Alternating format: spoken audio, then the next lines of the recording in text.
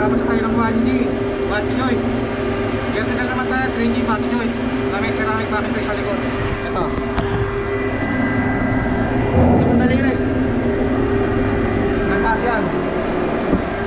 Samahan nyo ako. Game.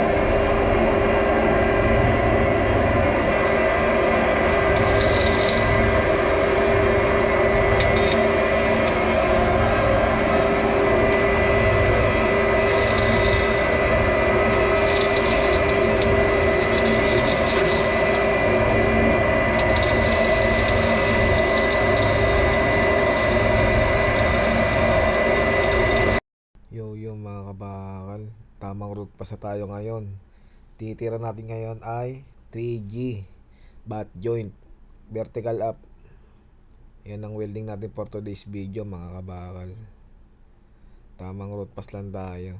Tetesting natin tong welding mask na pancake kung uubra ba talaga dito sa shipyard ng Japan. Kaya sa 1G na butt joint, okay yung welding mask sa pancake. Testing naman natin dito sa 3G vertical up kung safe ba yung mukha natin, yung ulo, ganon. Testing natin, pero tingin ko safe naman.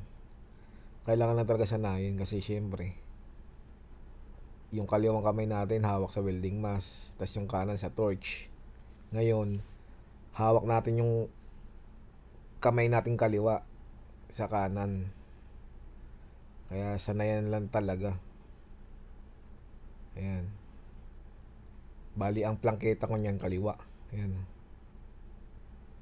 Para ka nasa bilyaran. Kailangan mong plangketahan.